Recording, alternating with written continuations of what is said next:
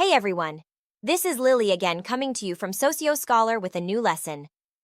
In the previous lesson, we explored the fundamentals of Marxism, its historical evolution, and some of the critiques about it. Along the same line, today we will be talking about critical theory and its place of birth, the Frankfurt School. As you can guess from my background, it's Goethe University Frankfurt. I'm half expecting to bump into a ghost of a famous critical theorist any second now.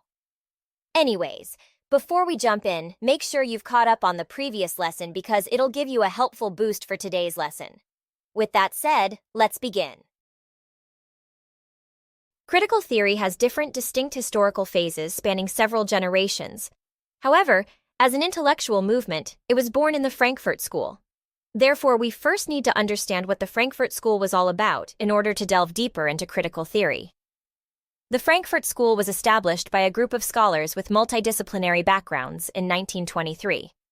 These scholars, including Max Horkheimer, Theodor Adorno, Walter Benjamin, Friedrich Pollock, Erich Fromm, and Herbert Marcuse, were directly or indirectly affiliated with Institut für Sozialforschung, or the Institute for Social Research, which was a research center at the University of Frankfurt. In this vibrant intellectual environment, these thinkers laid the foundation for what would become known as critical theory. Critical theory is a school of thought that seeks to understand, critique, and challenge social structures and cultural norms, focusing on issues of power, ideology, and social justice.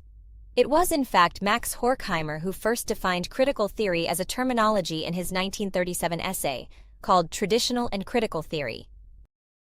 By the way, please don't pick on my German pronunciation. Sozialforschung or Sozialforschung, Benjamin or Benjamin, whatever. Walking around Frankfurt is pure joy. I love how green the city is. So, against this beautiful background, let's explore how critical theory evolved over the years. The early phase of critical theory, roughly speaking from the 1920s to the 1960s, involved shaking up Marxist thinking and moving away from rigid Stalinist interpretations of Marxism. This meant blending in insights from Freudian psychology, philosophy, and other fields to understand the social forces that led to the rise of totalitarian regimes and explore how culture and ideology could be used as tools of oppression. These thinkers associated with critical theory were particularly interested in understanding the role of mass media, art, and culture in shaping society, and were concerned about the ways these elements could be manipulated to suppress critical thinking and maintain social injustices. Transitioning to the later phase, although critical theory kept its core essence, it evolved and expanded, integrating new concepts and methodologies to adapt to the shifting cultural and social landscapes. As of the late 1960s, Jürgen Habermas became director of the Institute for Social Research and the main figure of critical theory. Under his influence, the focus shifted towards communication and the public sphere. Habermas was interested in how democratic discussions could be fostered to create a more equitable and just society. He introduced concepts such as communicative action, emphasizing the role of dialogue in achieving mutual understanding and social change. In this phase, critical theory expanded its reach, exploring new areas like the role of technology in society, and continuing its mission to reveal and challenge the structures that perpetuate inequality and oppression. I'm not going in-depth on Habermas in this session, as he's the star of our next lesson. I just want to make it clear that the division of critical theory into two broad phases is just a simplified categorization serving the purpose of this lesson, which is to help understand the basics of critical theory. Remember, this overview doesn't include the entire spectrum of thinkers who contributed during these times. Contemporary critical theory isn't solely represented by figures like Habermas. Other influential contributors include Axel Honneth, who was Habermas's successor at the Institute for Social Research, as well as renowned thinkers like Judith Butler, Slavoj Žižek, and many others.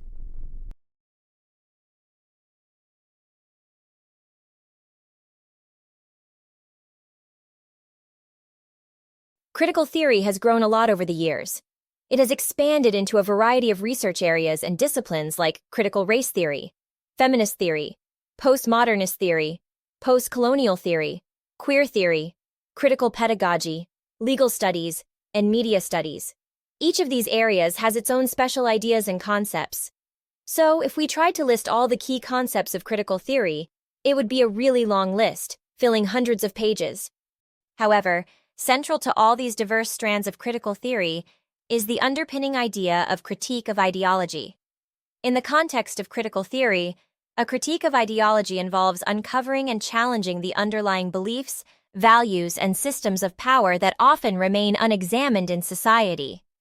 It seeks to reveal how these ideological constructs shape social norms, influence perceptions, and often serve the interests of dominant groups, thereby contributing to various forms of social inequity and oppression.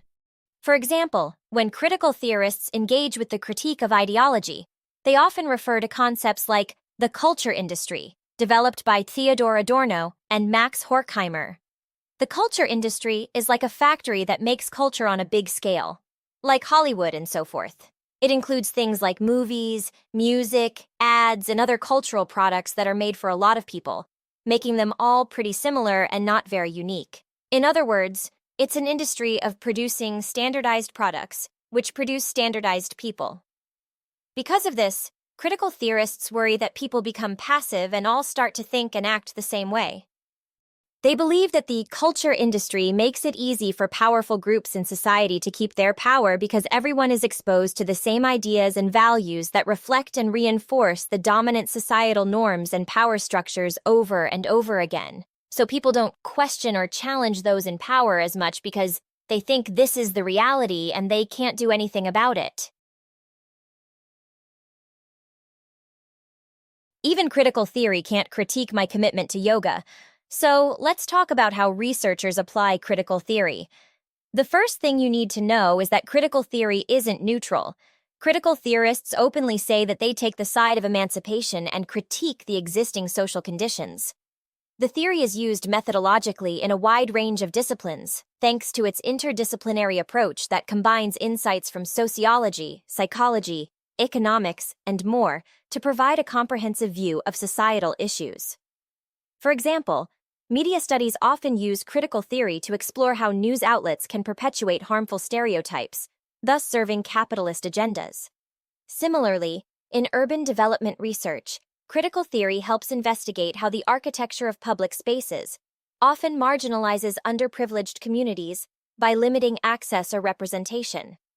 In the field of education, critical theory is employed to analyze how curricula and teaching methods can reinforce societal power structures, limiting opportunities and outcomes for students from marginalized backgrounds. And the list goes on. One key method used in critical theory is dialectical reasoning. This involves examining and discussing opposing ideas and perspectives to understand and address societal problems more completely. It's like having a conversation where different views are considered, leading to a deeper understanding of issues. This method helps in revealing the underlying power structures and imbalances that are often hidden in everyday practices and beliefs. In its very basic form, dialectical reasoning starts with an idea, called thesis, confronting it with an opposing idea, called antithesis, and then merging them to create a more complete understanding and find out the truth, called synthesis. For example, consider the development of environmental policies. Initially, there might be a thesis that prioritizes economic growth, focusing on industries and jobs without considering environmental impacts. The antithesis could be a perspective emphasizing environmental protection and sustainability. These opposing views would clash, each presenting valid points and concerns. Through dialectical reasoning, a synthesis emerges that seeks to balance economic growth and environmental sustainability. This could involve implementing green technologies, creating jobs while reducing pollution and preserving natural resources.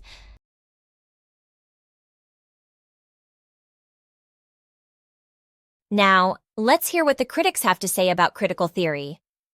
Critical theory is often criticized for its complex and dense language, making it inaccessible to a wider audience. Critics argue that this complexity can limit its impact and applicability. This means that the ideas and insights of critical theory might not reach or be understood by a broader audience, limiting its influence and effectiveness. This is particularly important because critical theory claims that it is committed to the emancipation of ordinary people. But the question is, how can this happen if ordinary people cannot understand the language of critical theory? Some say critical theory, while aiming to critique ideologies, leans too much towards certain ideas, especially those inspired by Marxist thinking. This bias can make critical theory seem one-sided. It might focus on criticizing some ideas while not being as critical of others, especially those that align with its own perspectives. This can limit the range of solutions and ideas considered when addressing social and political issues.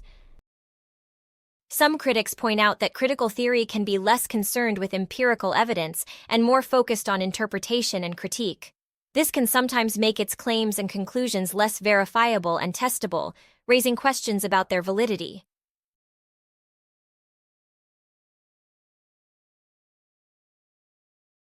And there you have it, friends. We've just cruised through Critical Theory 101 together. I'm curious to hear your thoughts, so hit me up in the comments. I didn't bump into any ghosts anyways. Maybe it's because of the cross I'm wearing. Just kidding. Take it easy and I'll see you in the next lesson.